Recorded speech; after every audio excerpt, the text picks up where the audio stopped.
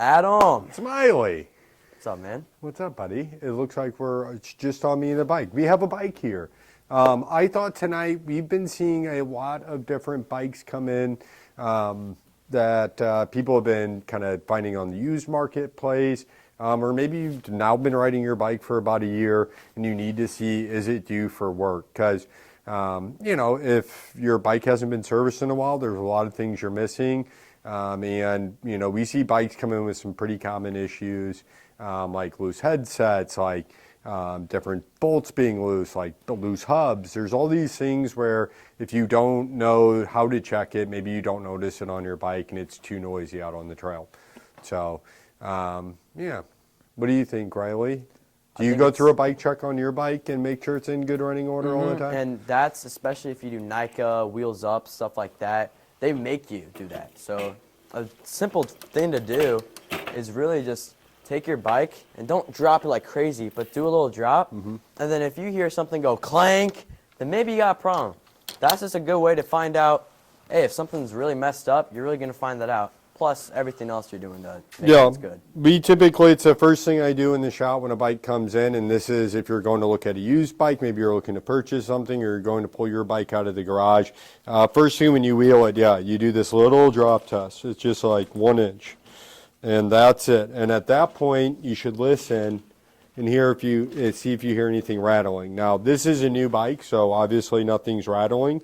But if I were to find something rattling, then I would try to track down the movement. So I keep dropping it, and I'll put my hand on each little bolt here. And as I drop it, I'll feel whatever bolt is loose. So that's one way to track down a noise. You might also hear it coming from the front. That's going to be your headset being loose. So those are two main things you want to look at on your bike. There should be torque specs on all your suspension bolts. You need to check those at least once a month. It's pretty important. I mean, that's obvious. That area is obviously taking a lot of abuse. So check your bolts there.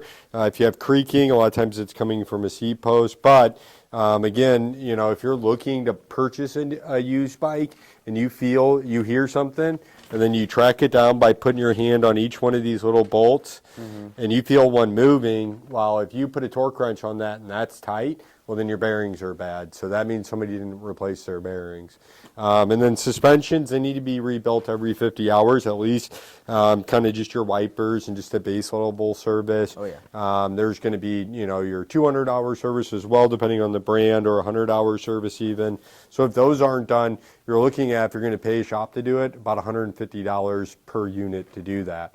So if you're looking at a used bike, you have to add that into the cost. And if it's never been done or they don't have a service record for that unit, when you go to crack it open, there might be something damaged internally that you're not going to be able to fix. So you can push down on the bike too, make sure it's moving around, all that good stuff. And then your fork, you will hold your front brake, put your fingers here down the head tube where it meets the fork, and then you rock the bike back and forth. And you'll see if you feel any movement. If you feel any movement here, then you need to first loosen your stem bolts and then snug down your top screw.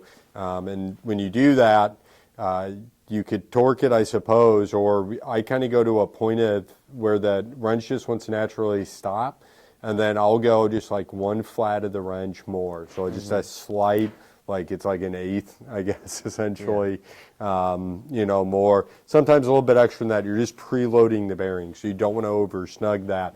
Then you can tighten these stem bolts, or these stem bolts here back up. So if you don't loosen these first, before you adjust this is doing nothing. You're just going to strip it out. So loosen these guys, tighten that, and that needs to be, you need to check that between every ride. Especially if you're jumping and being crazy and stuff. You have to check your headset. You have to tighten your stem up. That's a must between every ride. But check that on a new bike because it's probably loose. And then once you tighten it up, it might get crunchy. Or technically, if it's been loose for a while, it means moisture is getting in there. You're going to have a bunch of other problems, so you're going to have to replace these bearings. New headset, the new bearings are going to run you around $40 or so. So that's another added cost that I tell people not to buy used bikes. Obviously, I sell new bikes, so it seems as though I have some sort of prejudice there. But I personally would never buy a used bike because I know that all the things that, if I add up the costs of all these different parts, then it's like I didn't save any money, and now I have a limited warranty or I don't have a warranty at all. And I also I realize the importance in supporting local bike shops, so that's also key. But used bikes get really expensive really fast. Like if I haven't seen a bike in the shop in a year or two and somebody brings their bike in, it's very likely going to be like a $500 work order. I mean, very easily. If we're talking about replacing any bearings, your bottom bracket, hubs, anything along those lines, that can all be an issue. Obviously, when you're checking out a bike, you want to run through the gears, make sure they go up nice and smooth and come down nice and smoothly. That's going to be important. We're going to grab the brakes and give them a good squeeze. Oh, yeah. Maybe we even turn the wheel, make sure nothing's contaminated. You know, if rotors and pads are contaminated, rotors are $40 a piece, pads are $12. Again, assuming you're doing this all yourself, you know, that's $100 if those are contaminated, which commonly happens. If they need to be bled, if the bike's over 2 years old, especially if it's a DOT system, then those have to be bled. If you leave DOT fluid in these and don't rebuild or have them bled, you know, at least every 2 years or so, you're going to be doing significant damage to the braking system. So now when you go to do a bleed, your gaskets and seals are all jacked up in there. So if someone hasn't been keeping up on their DOT fluid, that could be an issue. So that could be a really expensive fix. Then obviously drivetrain, I can't really get too much into that. But one thing we do here in shop, we grab the wheel and you push it back and forth. Keep the axles tight. That's going to let you know if there's any hub issues. So if it's a sealed bearing system and there's any play there and the axle is tight, that means you need new hub bearings there. Again, you're going to have to pay to have those replaced. You're probably going to have to pay somebody to knock them out for you and get them installed correctly. So you're probably looking at like, you know, if it's part of a service, it is. But as a standalone service, you know, you could be anywhere $50 to $100 for something like that with the bearings. So per wheel. So keep that in mind. That I think, you know, hubs are important, and then your cranks are the other thing. So again, I'm grabbing the cranks on both sides and I'm just yanking them back and forth. I'm seeing if there's any movement in play. If everything's snug down on my system and there's play there, we need a new bottom bracket. Bottom brackets nowadays run about $40. So there's another $40. So these are all things, if you're looking at a used bike, especially if it's a used bike like a used hardtail, like a sub $1,000 bike, you start adding these things up and very quickly, because this is after a year of riding. These are all maintenance things that people, you know, that at least we don't see really maintain that much. Most of the service here in St. Louis, I think, is, you know, things break and then people have us fix them. We don't do much preventative maintenance in St. Louis. People don't want to because it gets expensive. Like you said, I mean, that's $500 worth of work. And are you going to fix your bike up? I mean, you're different. So you work at a bike shop. So you actually do have some used bike. You're trying to sell your Santa Cruz. That was into the shop. That got new. You got new bearings on that, right? So, you know, that's had a full workup at the shop. Now, that's what I will say. If you do buy a used bike, buy it from someone you know locally. And because you also want to know, like, am I buying a bike from some guy that's doing 50-foot jumps on an occasion and, like, destroying the bike? Maybe you shouldn't buy the bike from that guy. But if, like, someone who works at a bike shop knows that stuff. Also, if you are going to buy a used bike, make sure you send it to a bike shop, the seller. And the seller could be like, well, I know it's okay. All right, whatever he says, he's trying to sell it to you. So have a bike shop tell you what's wrong and what's right, because the bike shop's not going to lie to you. No, and we can add, if you bring a bike into the shop, we can tell you in 5 minutes, 10 minutes, maybe if we're really going through things, but we can at least tell you some of them if there's any major issues. You know, if there is problems with the shifting and stuff, while diagnosis could be a little bit more difficult very quickly for you like that. But we're always happy to do it, because if you're looking at somebody's used bike, then I know you're in the market for a bike. So more than happy, and I'm sure any bike shop would be more than happy to give you know, look at a bike and essentially give an estimate on it. And then you guys, the buyer and seller can then make their decision from there whether it's worthwhile. Yep. But yeah, I mean, you're going to be paying around $100 for a service if they haven't already done it. Shift cable and housing. Oh my gosh, that's always it. No one ever changes their shift cable and housing. It really aggravates me because it's so like it's such a small, like, you don't notice how bad your shifting gets slowly over time. So cable and housing is really important, but again, that can run you $40-50 to have a shop do. You know what I mean? If the hanger's bent, hangers range anywhere from $25 on the low end to $50 on the high end. But either way, like at the bike shop, I'll make more money doing service on a bike than I will selling you a new bike. So you don't have to worry too much. I mean, depending on the shop you go to, hopefully you have a local shop that you can trust. Because I'll give it to people straight. I don't care. I'll fix your bike. I'll sell you a new bike. It's just the same to us, Yeah. That's right. But yeah, if you're going to buy a used bike, feel free to do that. Bring them into at least our shop. I'm cool with that.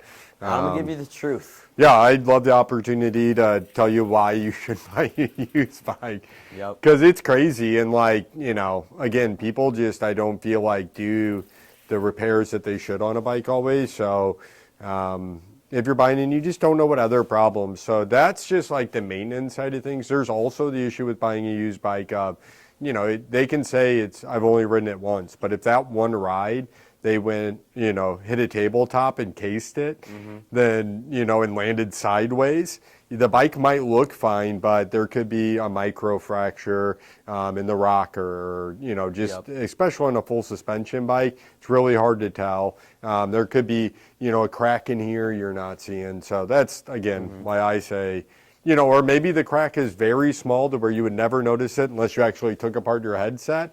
And right now it's fine, but they know they completely cased that jump, and they maybe took this apart and saw the crack, and then greased everything up, slapped it back together for you, and then you go right, everything's fine for a month or two till you hit that one, little rock or that one little drop wrong and come down real nose heavy, and then it cracks the rest away, and then you're out of luck. Yeah, you're on your own. Some companies do transferable warranties. So if you do buy a new intense bike and sell it to some sucker after you've clapped it out and not done your maintenance, then they actually will have that warranty does continue for them for 5 years as far as the frame goes. That's cool. That's really cool. Yeah, that is really nice that they do that. I think some companies will do 2 year for the first 2 years of the bike, but 5 is really, really awesome to be able to transfer that warranty Also over. a reason to buy local if you do buy used, because... Yeah, I mean, every time I work on a bike, I think about, it's easier when I can think about who the customer is. I know where they ride. I know how they ride. You know what I mean? So that helps me as a bike mechanic to be able to service their bike better, without having to just replace everything. I can think about, okay, I know this guy, does this style riding, so that noise or that issue might be coming from here or there. So yeah, it's always helpful to have, that's why you have a local shop, why you want to get your bike at a local shop, or at least bring it into them for regular maintenance, so that we kind of know your bike and know where it's at. Because yeah, I mean, if you buy a used bike from somebody, here at the shop, or somebody bought an intense bike here at the mountain bike shed, and then you go and buy that, if you bring it in here, I know the history of that bike. Oh yeah. You know what I mean? Because we're kind of like detectives in the bike shop. Because everybody is just JRA. I mean, you ain't wrong on that. Yeah, even when you brought your bike in, be like, oh, it's fine, just run through it real quick. And I'm like, no, dude, here's 10 things that need to be fixed, right? And it was fixed. Yes. Let's mention that because it's being sold. So. Yeah. Yeah, and it's helpful. Yeah, you can normally count on buying, if you're going to buy a used bike, then buy a used bike from a bike shop employee. Yeah. Especially Riley Romacker. Yeah, because those things will actually be done, and you won't have to take care of it. Or just make sure that they were like, oh yeah, it's been serviced. I mean, there are people who take care of their bikes, obviously, but I would say a majority of people do not. Yep. And that little check you can do between It's a good thing to do just between rides. Mm-hmm. Like Yeah. check, make sure hubs are good, make sure suspensions, everything's tight, make sure headset's tight, make sure Yep. pedals are on tight, Oh, make sure it also, shifts through the gears. with that, cool thing that Intense does is they give you a torque wrench, right? Yeah, yeah, So, every Intense bike will I come with a don't think torque wrench. I know any other bike brand that would give you a torque wrench Mm-hmm. with their bike. And what that means is Use now it. you have the tools. So you don't got excuses that you don't have the tool to do it. You can go after every ride or every week, Mm-hmm. check all your bolts, and you need to be doing that, you know? Yeah. And now you got the tools for it. You don't got excuses anymore. Especially carbon bikes. Oh, especially carbon, because carbon, especially your handlebars too, if you over tighten the stem, well, on the other side, what do you call that? I guess the part where it's grabbing the stem, that part. If you over tighten that, the carbon is gonna flex, and the carbon's gonna mold to it. So you also have to use like a carbon grease for it too, for friction or whatever, so it can run at a lower torque. But Yeah. that's carbon fiber. So That's a funny one too, because it's actually good. So there's a strong argument for running your brake levers super loose, like 4 Newton meters max. For carbon bars, probably 4 to 6 is what they're going to be rated for. But going to the lower side, if not even a little bit less than that. So if you do crash, instead of your bars getting broken or something, they'll hopefully move out of the way. Yep. And I've heard about it now a few times in the last couple of weeks. People having their brake lever going into their leg. yes, I've actually seen that. Yeah, not So that's something to be not feel concerned about as well while you're out there. So that's something to have in the back of your mind the next time you descend down a hill. yeah, that's something that gets hit a lot. You know? All right. Well, yeah. So buy new bikes. Don't buy used bikes. But Except if it's from me. right, unless it's Riley's bike. But but if you are going to buy a used bike, make sure that it's had the maintenance done that needs to be done on it, like bearing replacements, like proper grease everywhere. Yeah. Or if you buy a used bike, just know you're going to have to do all those things. Yeah, for sure. All right, guys. Well, we will see you all next week. Yep. Bye-bye, everyone.